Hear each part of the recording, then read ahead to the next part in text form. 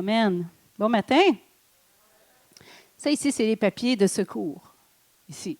Si ça plante, j'ai mes papiers ici. Fait que vous êtes correct. Veux pas, vous allez entendre prêcher la parole ce matin. Amen. Vous allez bien? Vous êtes sûrs? OK. On va reposer la question après la prédication. OK? Souvenez-vous de ce que vous m'avez dit. Vous avez dit? Oui. Parfait.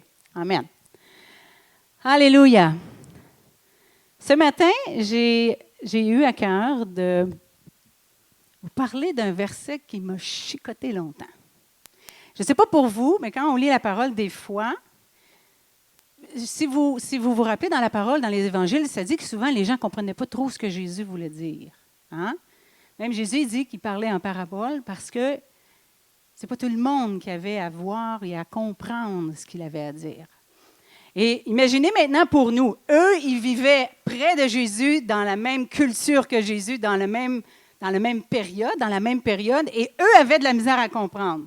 Donc, ça se peut que nous, des fois, quelques années plus tard, dans une autre culture, dans un autre environnement, ça se peut que des fois, il y ait des versets qu'on fait comme celle-là, Seigneur, je ne comprends pas. Il faut que tu me l'expliques. Et c'est comme ça que le Seigneur, des fois, va avec des révélations, ou il va nous révéler un texte qu'on a lu plusieurs fois, qui accroche tout le temps. Puis à un moment donné, tu te dis, OK, là, Seigneur, ça suffit, il faut que tu m'expliques ce verset-là. Je dois comprendre ce que tu veux dire, parce que ça accroche. Et il y en a un verset comme ça qui m'a accroché longtemps. Et je vais le partager avec vous ce matin. Et c'est pas le verset en soi, en fait, c'est ce que le Seigneur a mis sur mon cœur. Je suis arrivée sur ce verset-là, puis j'ai dit, OK, il faut trouver une explication à ce verset-là. Alors, si vous avez quoi prendre des notes, parce que je vais vous donner plusieurs versets ce matin, rapidement, je vous demanderai juste de prendre la référence, puis vous pourrez aller les relire par la suite. Alors, le verset ce matin que je vais partager avec vous, c'est dans Matthieu 21, versets 18-19.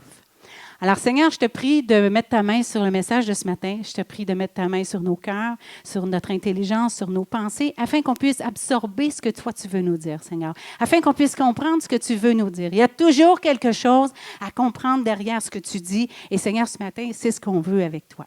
Je te remercie pour ta présence. Je te remercie pour ta parole. Amen. Alors, Matthieu 21, 18-19.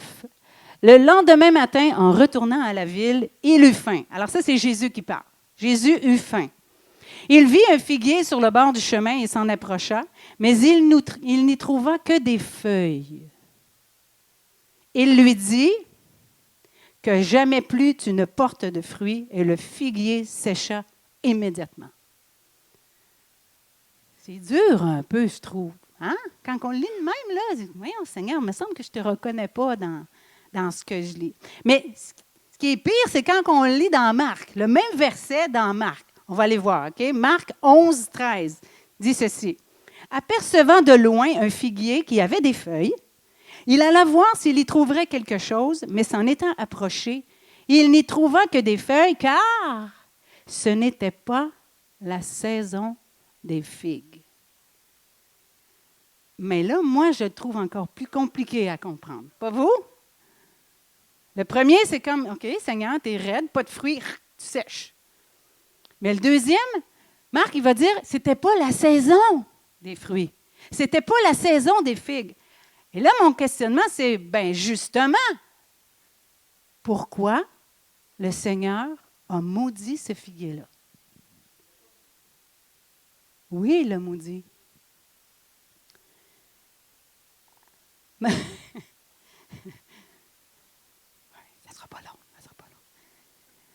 Marc nous apprend que ce n'était pas la saison des figues. Et le mot utilisé pour un, ça dit qu'il y avait un figuier. Donc, pour votre connaissance, le mot un, c'est le mot mia, ce qui veut dire qu'il n'y en avait qu'un seul. Tu sais, ce n'était pas un champ de figuier, là. Ce n'était pas comme il y avait plein de figuiers, puis il y en avait un qui n'avait pas de fruits. Non, il y avait un seul figuier, puis il n'y avait pas de fruits. Il était tout seul. Pourquoi Jésus l'a maudit? On dit que Jésus l'a maudit parce qu'il a dit au figuier que plus jamais de fruits ne sortent de toi. Alors, c'est comme une forme de malédiction que Jésus a donnée au figuier. Le figuier a séché, la malédiction a pris place. Mais pourquoi? Ce n'était pas la saison des fruits. Ce n'était pas la saison des figues. Et, en plus, il y en avait juste un. Il me dit, si on attend que la saison arrive, il va y avoir des fruits. Puis au moins, il y en aura un qui aura des fruits, puis on pourra les manger. Non. Il y en avait un, zap, pas de fruits, zap. Là, j'ai dit, ah non, non, non, non, non, non. Il y a quelque chose qu'on doit comprendre de ces versets-là. Alors, j'ai gratté un petit peu plus loin, puis j'ai essayé de trouver qu'est-ce que Jésus voulait dire, qu'est-ce que Jésus voulait faire, qu'est-ce que Jésus voulait provoquer. Hein, il était avec ses disciples. Même ses disciples ont été choqués un peu. Même ses disciples ont fait comme, ben voyons, c'est même pas le temps des figues. Pourquoi que... Il y a un commentaire biblique qui dit ceci. On sait que le figuier produit ses fruits avant ses feuilles. Oh. Jésus, croyant que ce fut alors le printemps, voyant cet arbre couvert de feuilles, imaginez là, plein de feuilles, pouvait donc s'attendre à y trouver des figues qu'on appelle des figues précoces, qui s'appellent, là je ne sais pas si je vais le dire comme il faut, des bocores. Je trouve que ça sonne latino un peu. Des bocores. Donc Jésus pouvait s'attendre à voir des figues précoces parce qu'il y avait des feuilles. Les figues précoces arrivent avant les feuilles. Et bien que la maturité régulière n'avait lieu qu'au mois de juin, il aurait dû voir les fruits. Le fait que le figuier était seul, écoutez-moi bien ce matin, le fait que le figuier était seul de sa gang, tout seul, ne justifiait pas qu'il n'y ait pas de fruits. OK? Le fait que ce n'était pas la saison des figues ne justifiait pas pour le Seigneur qu'il n'y ait pas de fruits. Même des fruits pas mûrs, mais des fruits. Il aurait dû y avoir des fruits parce qu'il y avait des feuilles. Il avait donc l'air d'un figuier qui avait des fruits, mais n'en avait pas.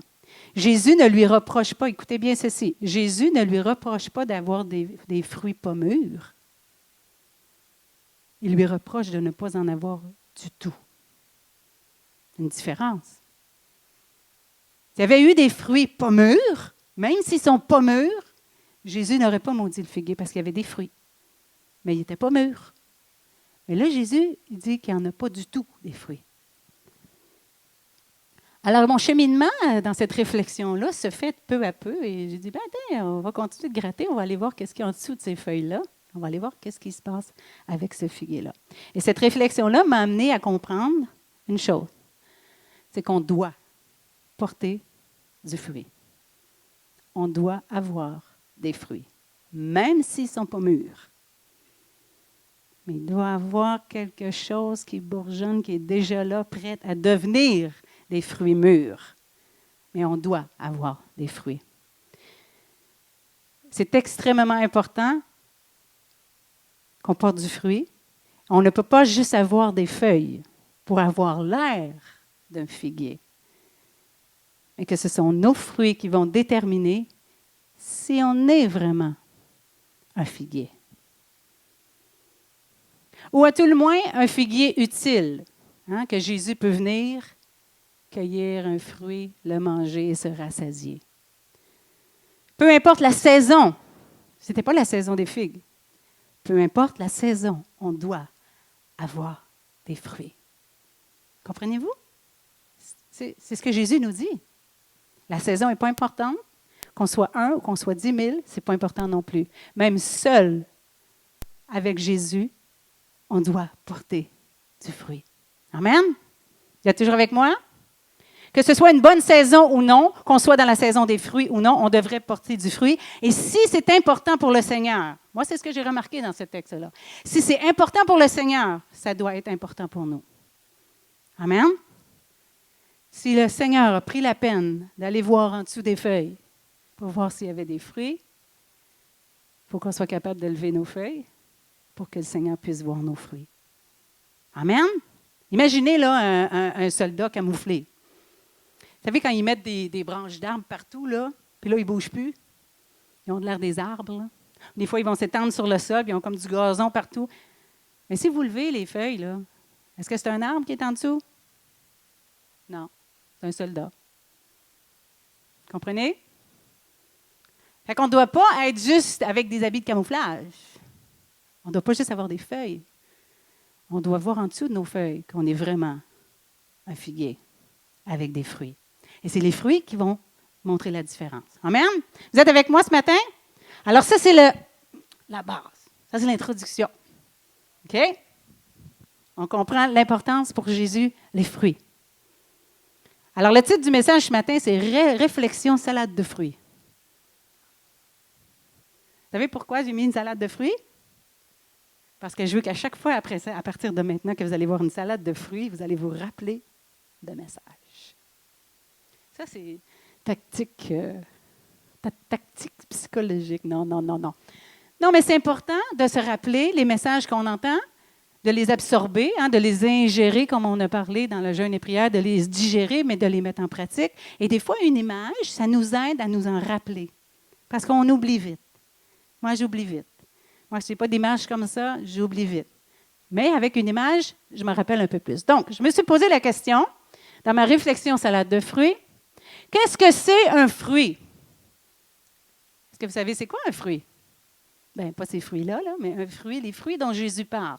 Je dis, Seigneur, on va aller creuser un petit peu plus, on va essayer de comprendre qu'est-ce que c'est un fruit, à la lumière de la parole et à la lumière de ce que Jésus dit. Évidemment, nous avons dans la parole Galates 5, 22. Vous connaissez Galates 5, 22, les fruits de l'esprit. Or, les fruits de l'esprit, c'est amour, joie, paix, patience, bonté, bienveillance. La bienveillance, c'est la disposition favorable envers quelqu'un. La fidélité, la douceur et la maîtrise de soi. Tout le monde maîtrise tout ça? Voulez-vous que je répète? Ah. OK, juste ça, c'est de l'ouvrage. On en a pour toute une vie. Mais je me suis dit, il n'y a pas juste ça. Il n'y a pas juste les fruits de l'esprit. Il y a d'autres fruits aussi dans la parole. Et c'est là que je vous descends tous les petits versets. Fait que là, prenez en note, si vous avez un petit crayon, prenez les versets, les références, puis après, vous pourrez aller voir, puis essayer d'écouter en même temps, parce que ça fait partie du message. Alors, je vous descends quelques versets qui parlent des fruits. OK? Regardez bien les nuances au niveau des fruits. On vient de voir les fruits de l'esprit. Matthieu 3, 8. Produisez donc du fruit digne de la repentance. Ah, une sorte de fruit ici. Celui qui suit la repentance. Matthieu 7, 17. Tout bon arbre porte de bons fruits, mais le mauvais arbre porte de mauvais fruits. Une autre indication de ce que c'est un fruit et de ce que ce n'est pas. Hein? Matthieu 7, 18. Un bon arbre ne peut porter de mauvais fruits, ni un mauvais arbre porter de bons fruits. OK, ça ressemble à l'autre. Matthieu 7, 20. C'est donc à leurs fruits que vous les reconnaîtrez. Intéressant. Matthieu 12, 33. Ou dites que l'arbre est bon et que son fruit est bon, ou dites que l'arbre est mauvais et que son fruit est mauvais, car on connaît l'arbre par le fruit. Matthieu 21, 43. C'est pourquoi je vous le dis, le royaume de Dieu, et là, je fais une parenthèse, dans Matthieu 21, 43, Jésus parle aux pharisiens. OK? Il les a brassés, Seigneur, les pharisiens. Et là, il les brasse. Il dit, c'est pourquoi je vous le dis, le royaume de Dieu vous sera enlevé et sera donné à une nation qui en rendra les fruits. C'est qui la nation qui en rendra les fruits? C'est nous. Qui en rendra les fruits. Alors, c'est encore important, très important pour Jésus, les fruits du royaume de Dieu. Jean 15, 2. Tout sarment qui est en moi et qui ne porte pas de fruits, là, lui, est un petit peu plus rough.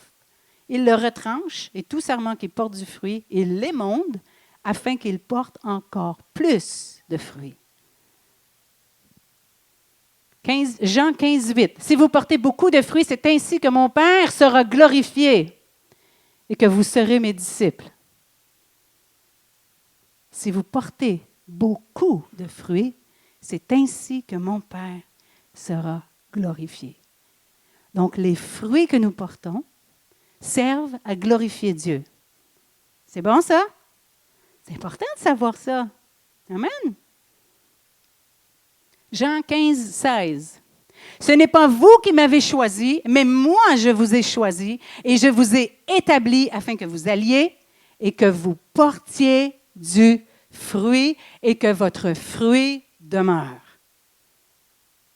Jésus nous a choisis, il nous a établis pour nous envoyer porter du fruit. Wow! Romains 6, 22. Mais maintenant, étant affranchis du péché et devenus esclaves de Dieu, vous avez pour fruit la sainteté et pour fin la vie éternelle. Donc, on voit ici que la sainteté, c'est un fruit. Quand Jésus regarde en dessous de nos feuilles, il devrait voir le fruit de la sainteté. Amen? D'accord avec ça? C'est pas moi qui le dis, hein? C'est Jésus qui le dit. Colossiens 1,10. Pour marcher d'une manière digne du Seigneur et lui être entièrement agréable, portant des fruits en toutes sortes de bonnes œuvres et croissant par la connaissance de Dieu. Donc, toutes sortes de bonnes œuvres, celles auxquelles il nous appelle, celles pour qui il nous a appelés, toutes ces bonnes œuvres-là sont des fruits. Des fruits que le Seigneur peut cueillir, des fruits que le Seigneur peut se déguster, parce qu'on porte du fruit en pratiquant les bonnes œuvres que lui nous appelle à faire. Amen? Dernier, Hébreux 13, 15. Par lui, lui, je l'ai aimé quand je l'ai vu. Par lui, offrons sans cesse à Dieu un sacrifice de louange, c'est-à-dire le fruit de lèvres qui confessent son nom. La louange, c'est un fruit que Dieu doit voir dans nos vies. La louange, c'est un fruit. C'est comme si on donne une belle salade de fruits au Seigneur quand on lui offre nos louanges. Voyez-vous qu'il y a différentes sortes de fruits. On aurait pu rester avec les fruits de l'esprit au début. Ça, c'est les plus durs, je trouve. Hein? La patience, la bonté. Mais il y a toutes sortes de fruits. Les fruits de l'esprit, c'est les fruits que l'esprit génère en nous parce qu'on vit une vie de l'esprit avec lui. Quand on vit une vie de l'esprit, ces fruits-là prennent place dans nos vies. Ils ne sont pas tous là. On n'est pas rendus, on a encore du chemin à faire, mais ça doit être enclenché, même si ce n'est pas mûr. Ça ne doit être pas trop loin. Ça doit être en processus de maturation. Ça doit être en processus, mais ils doivent être là. OK? S'ils ne sont pas là du tout, on a un problème. Maintenant, c'est bien beau savoir qu'il y a des fruits, c'est bien beau savoir quelle sorte de fruits qu'il y a, mais comment on fait? Comment on fait pour porter du fruit? Seigneur, c'est bien beau, je vais encourager mes frères et sœurs et moi-même à porter du fruit, mais comment on fait? Comment on fait pour porter du fruit? Parce qu'il ne faut pas que ce soit quelque chose qui est humain, là. Il ne faut pas que ce soit quelque chose qu'on fabrique nous-mêmes. Il ne faut pas que ce soit quelque chose avec nos propres forces. Si on veut que ça demeure, il faut que ce soit Dieu qui le fasse en nous. Alors, j'ai sorti 2 textes qui parlent de comment on porte du fruit. Jean 15, 4 dit « Comme le sarment ne peut porter lui-même du fruit. » Vous savez, c'est quoi le sarment? Hein? Vous avez le tronc, vous avez la branche, vous avez le tronc de l'arbre, et le sarment, c'est la branche qui sort et qui va avoir des pommes après, mettons. Le fruit va être après le sarment. Comme le sarment ne peut de lui-même porter du fruit, évidemment, si tu coupes le sarment, si tu coupes une branche, s'il y a une pomme dessus, elle va finir par pourrir, mais elle ne pourra plus en produire parce qu'elle est déconnectée de l'arbre, du tronc. OK? S'il ne demeure attaché au cep, ainsi, vous ne le pouvez pas non plus. Si vous ne demeurez pas en moi. Alors, on a une indication ici. On peut porter du fruit, les fruits que le Seigneur veut cueillir en nous, à la seule condition qu'on soit attaché au Seigneur. Et attaché, c'est tissé serré, là. C'est comme si je brise, je meurs. Donc, je dois vraiment être connecté au cep, qui est le Seigneur. Amen? Jusque-là, ça va pas pire. On a juste à rester connecté. Les fruits vont venir tout seuls. Amen? Jean 15,5 dit « Celui qui demeure en moi et en qui je demeure porte beaucoup de fruits, car sans moi, vous ne pouvez rien faire. » On s'entend que quand il dit « vous ne pouvez rien faire », vous ne pouvez porter les fruits que moi je voudrais que vous portiez. Parce qu'il y a plein de gens qui vivent sans le Seigneur, puis qui sont très intelligents, puis qui travaillent, sont fonctionnels. Là. Donc, quand Jésus dit « vous ne pouvez rien faire », vous ne pouvez pas vivre la vie en abondante que moi j'ai pour vous, si vous n'êtes pas connecté à moi. Vous allez vivre pareil, mais pas nécessairement selon ce que moi je voudrais dans vos vies. Vous êtes encore avec moi? Vous êtes tranquille, vous êtes silencieux, ça s'en vient positif, là. OK? Ah, alléluia. Maintenant, voici le verset clé pour aujourd'hui. Alors, on a une belle introduction sur ce que c'est des fruits. On a une belle introduction sur comment on peut faire pour avoir des fruits. Hein? Mais il y a une autre façon de faire des fruits. C'est le verset clé pour aujourd'hui. Jean 12, 20, 24. Il y avait des non-juifs parmi ceux qui étaient montés pour adorer pendant la fête. Ils s'adressèrent à Philippe, qui était à Bethsaïda, de Bethsaïda en Galilée, et ils lui demandèrent, « Seigneur, nous voudrions voir Jésus. » Philippe alla dire à André, puis André et Philippe dirent à Jésus, fait qu'il y a comme une espèce de chaîne de téléphone. Et Jésus leur répondit, « L'heure où le Fils de l'homme va être enlevé dans sa gloire est venue. » Verset 24. « En vérité, je vous le dis, si le grain de blé tombé en terre ne meurt pas, il reste seul. Mais s'il meurt, il porte beaucoup de fruits. » Je vous donne la version parole de vie. Oui, je vous le dis, c'est la vérité. Le grain de blé tombé dans la terre doit mourir. Sinon, il reste seul, mais s'il meurt, il donne beaucoup de grains.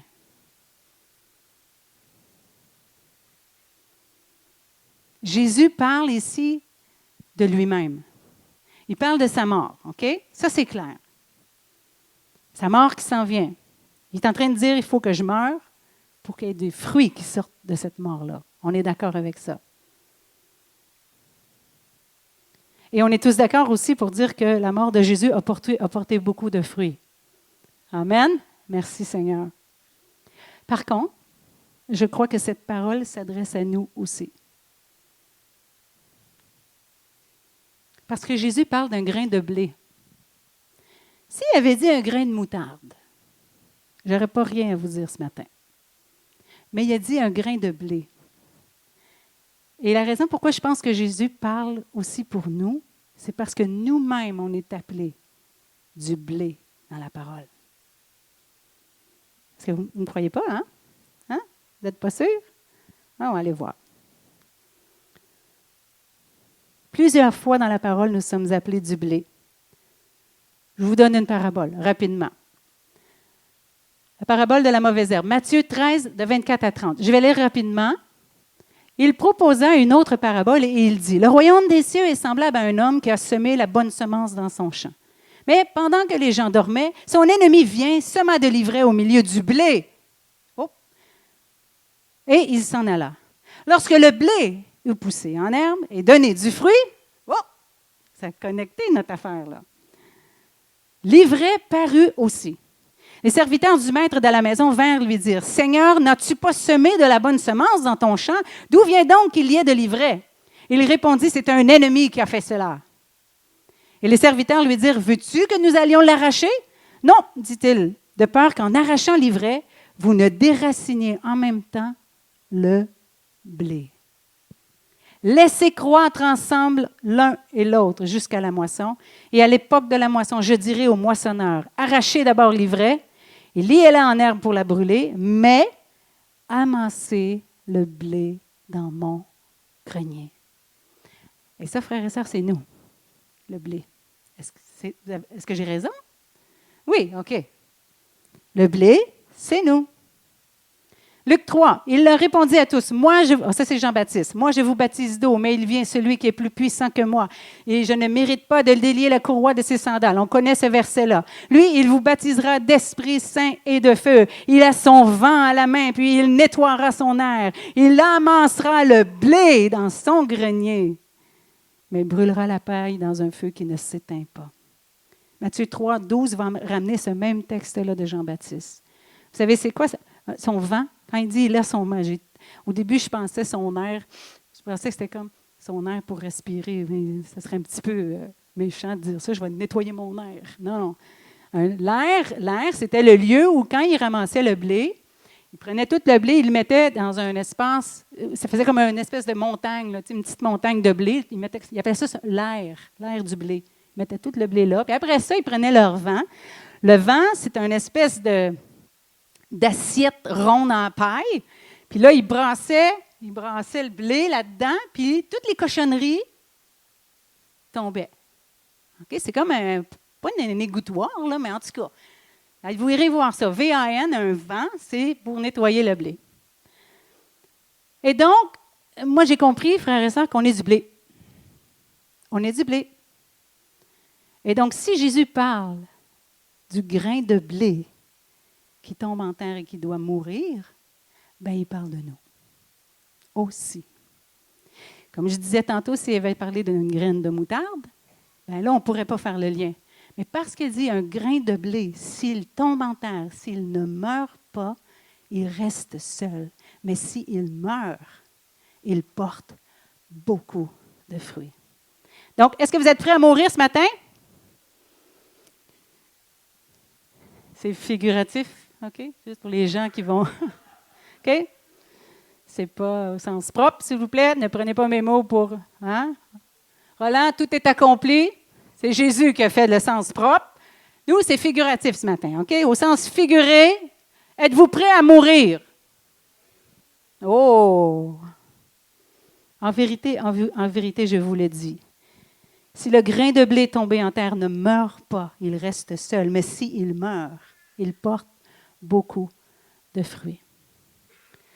Frères et sœurs, je crois que si Jésus a dû mourir pour porter le fruit que ça porte jusqu'à aujourd'hui, nous devons mourir également. Ça aussi, c'est dans la parole.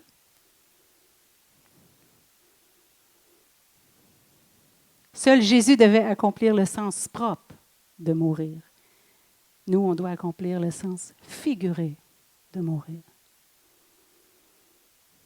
Jésus est mort physiquement comme un sacrifice vivant pour le salut de tous.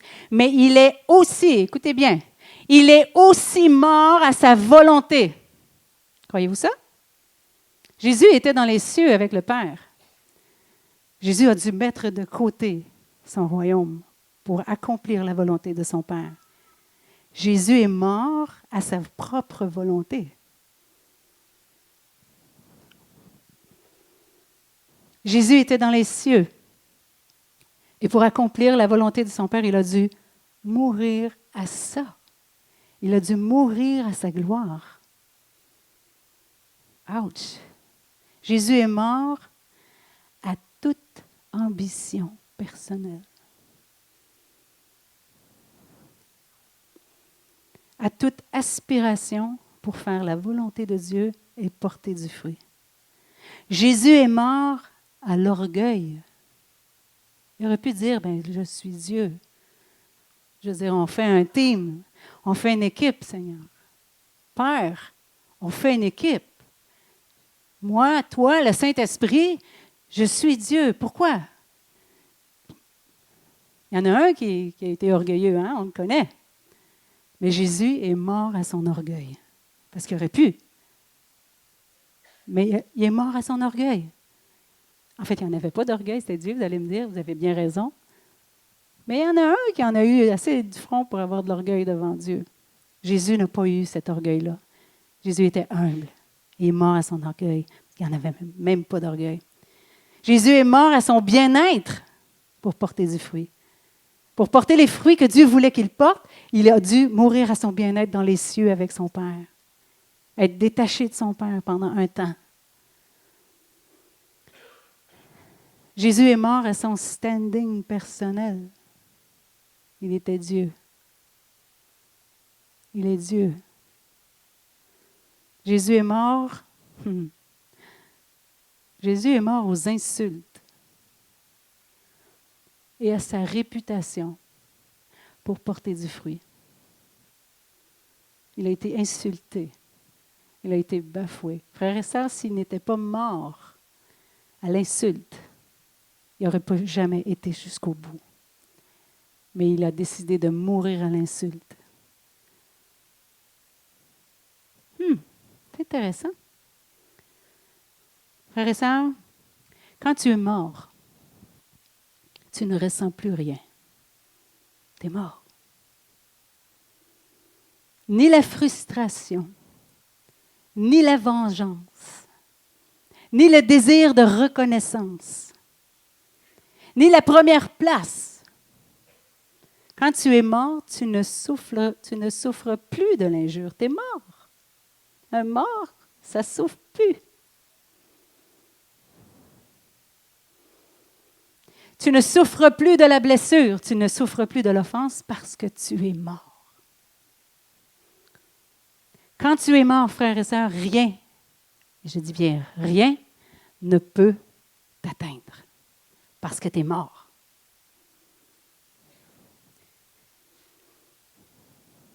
Ça ne veut pas dire de se laisser frapper, comprenez-moi bien. Okay? Je ne suis pas là pour dire, OK, comme la parole dit, tant l'autre joue, mais reste planté là, puis jusqu'à temps qu'on te... Non, non. Mais ça veut dire que tu n'as pas à revendiquer la justice, mais à laisser Dieu être juge de ces situations-là. Vous savez qu'un mort ne peut pas aller en cour de justice? Est-ce que vous savez ça? Un mort ne peut pas aller en cour de justice, aller chercher vengeance ou aller chercher la justice parce qu'il a vécu la mort. Il est mort. Il ne peut pas y aller. Un mort ne revendique plus rien. Il est mort. Galates 2:20. J'ai été crucifié avec Christ. Je pense que ça veut dire qu'on devrait être mort. Amen. J'ai été crucifié avec Christ. Et si je vis, ce n'est plus moi qui vis, c'est Christ qui vit en moi. Si je vis maintenant dans la chair, je vis dans la foi au Fils de Dieu qui m'a aimé, qui s'est livré lui-même pour moi. J'ai été crucifié avec Christ et si je vis, ce n'est plus moi qui vis, c'est Christ qui vit en moi parce que Christ est ressuscité. Mais moi, j'ai été crucifié avec Christ. Et je ressusciterai dans les derniers jours. Donc, comprenez-vous mon raisonnement, là? Donc, je suis morte en ce moment. Ouais, ça ne paraît pas toujours, je le sais, là. Mais c'est parce qu'il y a eu un son qui est venu de ce bord-là. Là. Mais comprenez-vous, qu'est-ce que j'essaie de vous dire ce matin? Si nous sommes crucifiés avec Christ, alors nous sommes morts. Et si nous sommes morts, nous pouvons porter du fruit. Si nous sommes morts. Ah, merci Seigneur. En vérité, je vous le dis, je le répète celui-là plusieurs fois parce que je veux que les gens s'en rappellent. Si le grain de blé tombé en terre ne meurt pas, il reste seul. Mais s'il meurt, il porte beaucoup de fruits. Alors, je vous appelle à mourir ce matin. Au sens figuré, je vous appelle à mourir. Jésus lui-même vient de nous dire que nous devons mourir. Pourquoi? Parce que quand on est mort, plus rien ne nous atteint. Quand on est mort, la souffrance ne nous affecte plus. Si jamais ça essaie de nous affecter, ça ne dure pas longtemps parce qu'on est mort. Si le grain de blé tombe en terre, il doit mourir afin de porter du fruit. Et frères et sœurs, je crois qu'on n'est pas appelé à avoir juste des feuilles, Je pense qu'on est appelé à avoir des fruits et en avoir en abondance. Et si on veut avoir des fruits en abondance, le Seigneur dit, entre autres, il faut mourir. Je vais demander aux musiciens de venir me joindre. Je ne vais pas prêcher longtemps ce matin, c'est rare, mais je m'en viens bonne. Je veux que vous saisissiez ça ce matin. Vous savez comment on réalise vraiment ce verset-là? Quand on est sur le bord de mourir.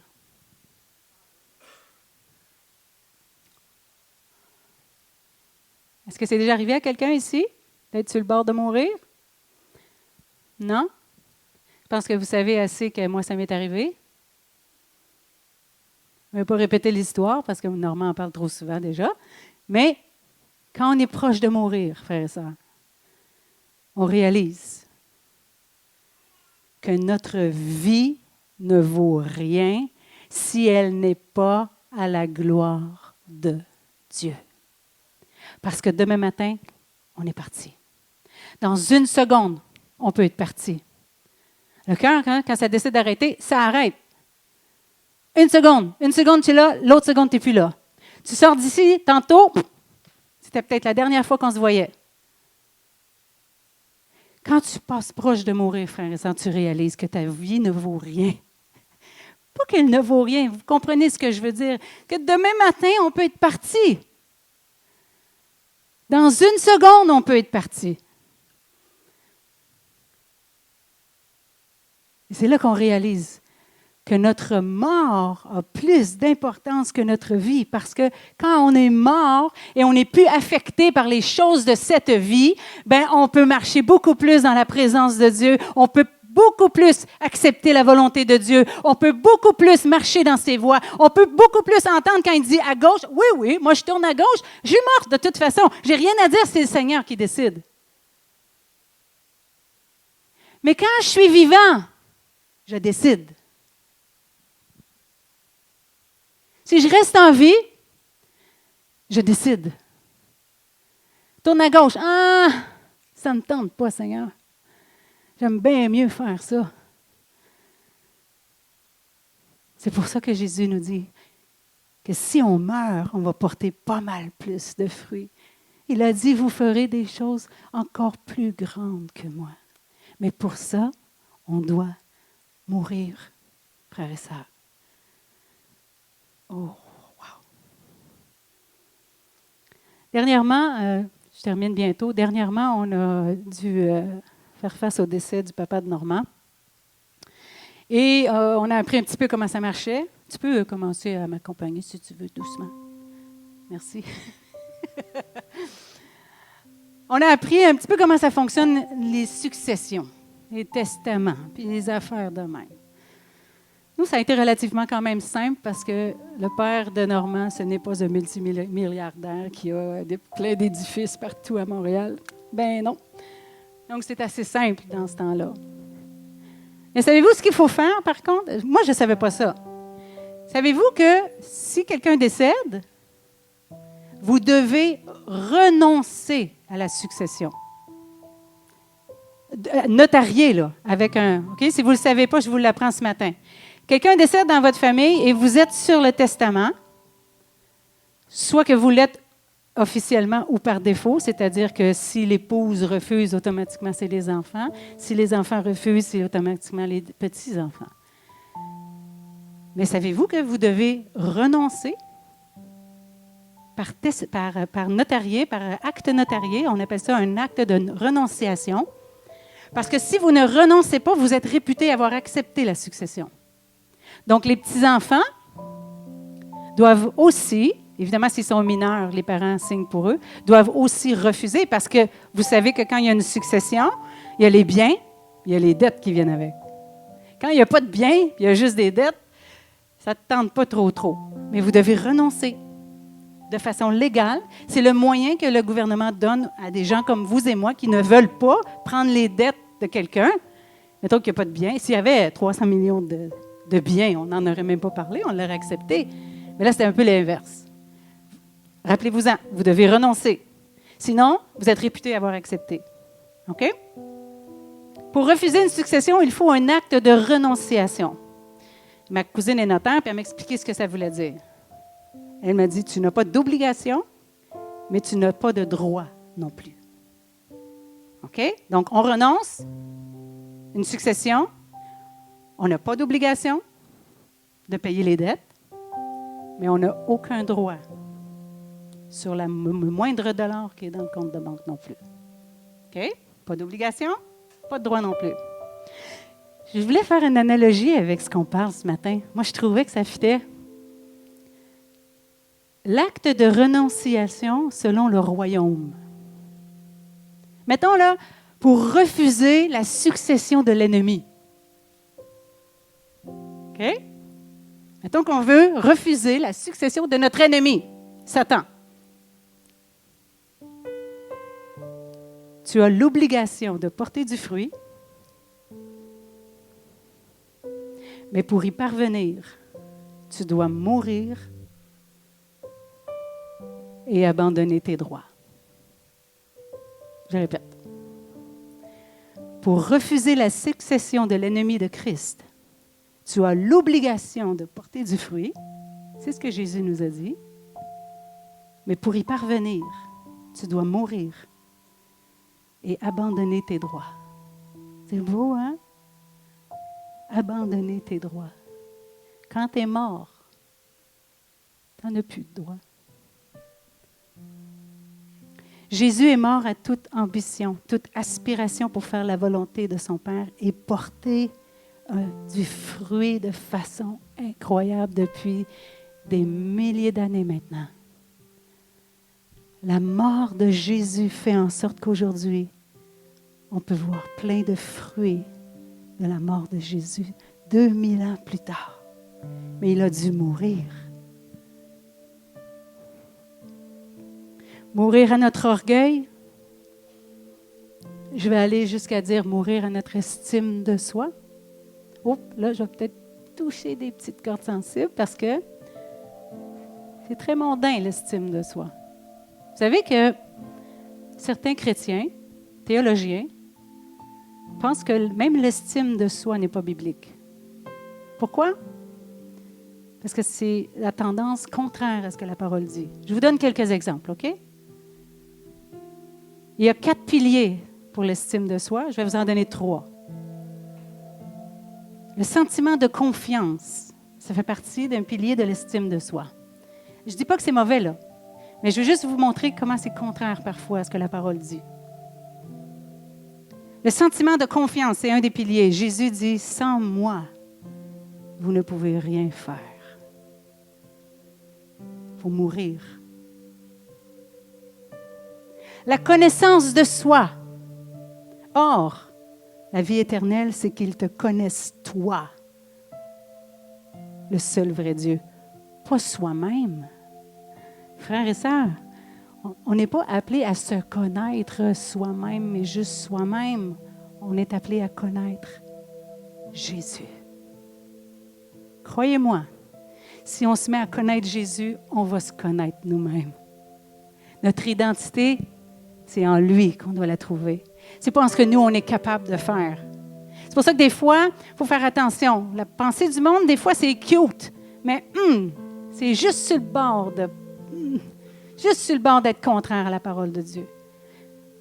La connaissance de toi, la vie éternelle, c'est qu'ils te connaissent, toi, le seul vrai Dieu et celui que tu as envoyé.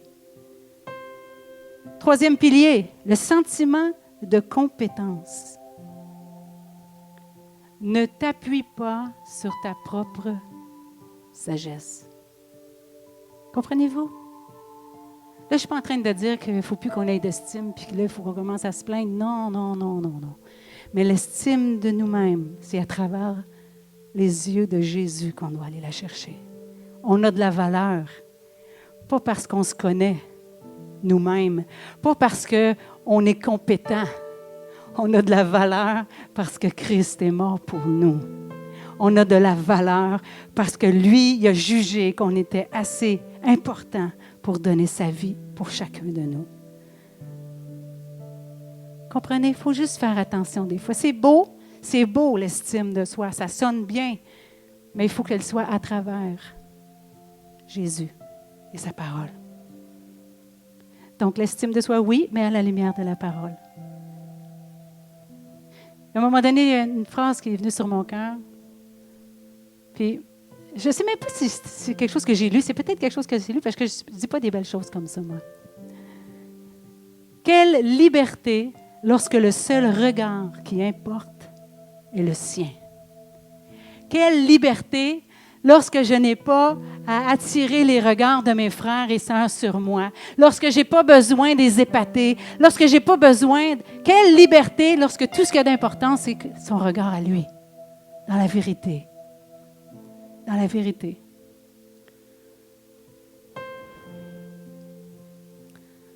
Mourir à notre bien-être pour porter du fruit. Mourir à notre standing personnel pour porter du fruit.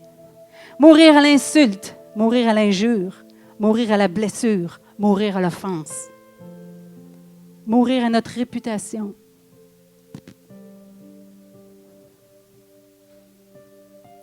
Frères et sœurs, il y a des réputations qui sont brisées à cause de mensonges, de fausses vérités. Mais savez-vous quoi?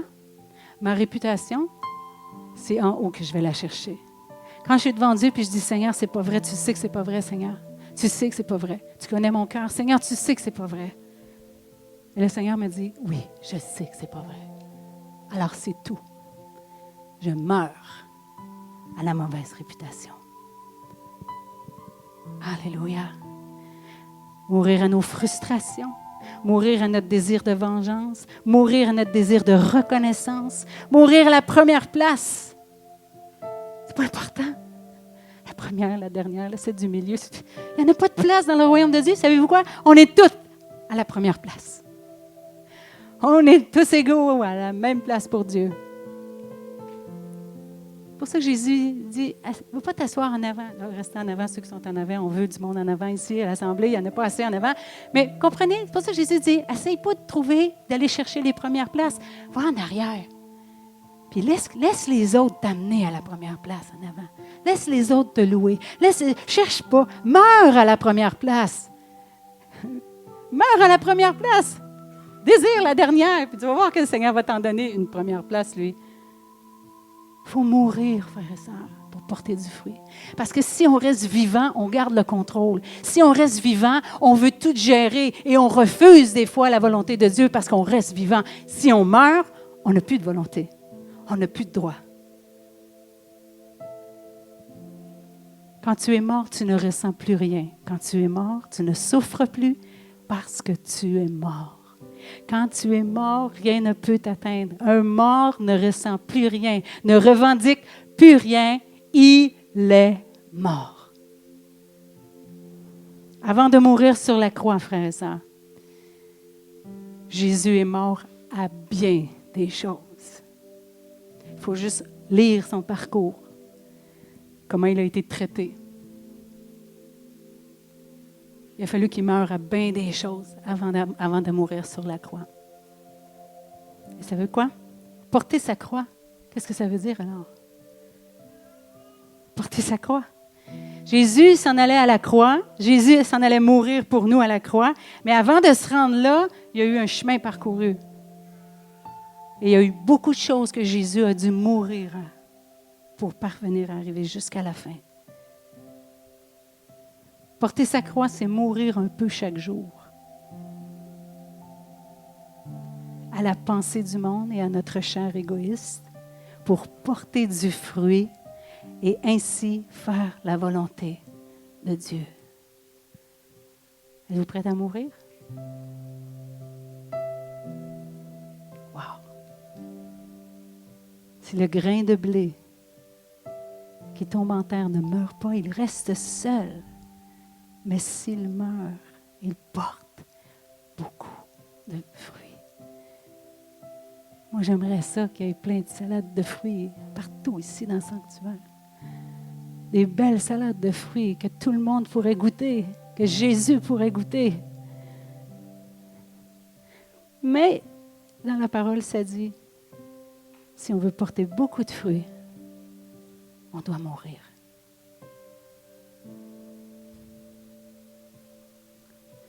Dans 1 Samuel 16, 7, c'est le dernier verset. que je vous donne.